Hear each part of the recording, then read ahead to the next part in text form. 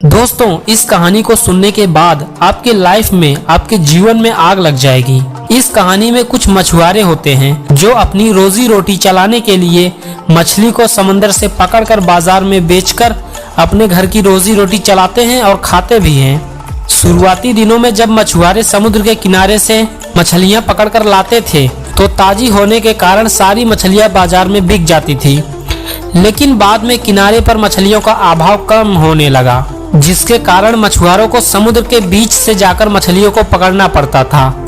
लेकिन समुद्र के बीच से वापस आते आते काफी देर हो जाती और सारी मछलियां मर तो जाती ही थी, साथ ही बासी भी हो जाती। यह उनके लिए एक बड़ी समस्या बन गई, क्योंकि लोग बासी मछलियों को खरीदने से कतराते थे। इस समस्या का हल मछुआरों ने अपनी बोट यानी नाव में फ्रीजर लगवाकर किया। वे मछलियों को पकड़ने के बाद उन्हें फ्रीजर में डाल देते, जिससे मछलियां लंबे समय तक ताजी बनी रहती थी। लेकिन लोगों ने फ्रीजर में रखी मछलियों का स्वाद पहचान लिया। वे पहले की तरह ताजी मछलियों के जैसे स्वादिष्ट टेस्टी नहीं लगती थी, जिससे लोग उन मछलियों को खाना पसंद नहीं करते थे और खरीदना भी नहीं चाहते थे। अब मछुआरों के बीच एक और समस्या आ खड़ी हुई, जिसका हल निकालने में सभी मछुआरे लग गए। आखिरकार मछुआरों को उस समस्या का भी हल मिल ही गया। सभी मछुआरों ने अपनी बोट पर फिश टैंक बनवा लिया, जिससे मछुआरे मछली पकड़ने के बाद मछलियों को पानी से भरे टैंक में डाल देते। इस तरह मछुआरे ताजी मछलियों को बाजार तक लाने लगे। लेकिन इसमें भी एक समस्या आ खड़ी हुई। फिश टैंक में मछलियां कुछ देर इधर उधर घूमती, लेकिन ज्यादा जगह न होने के कारण कुछ देर बाद सुस्त हो जाती।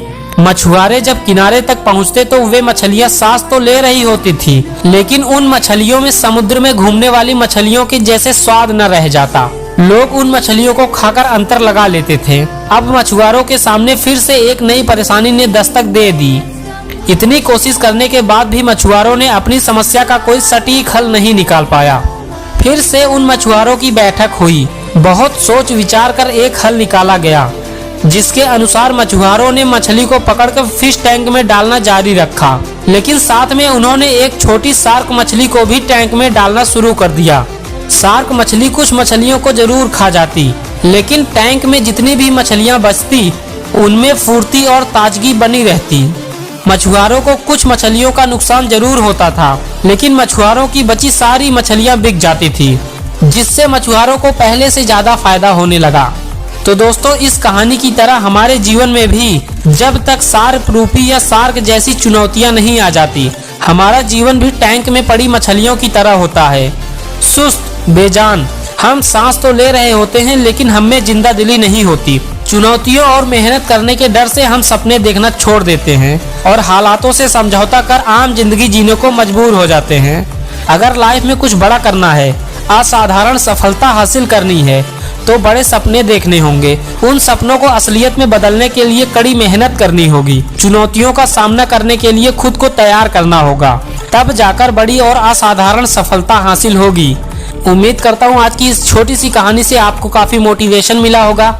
तो दोस्तों, सब्सक्राइब कीजिए ऐसे ही स्टोरी से भरे और मोटिवेशनल वीडियोस के लिए।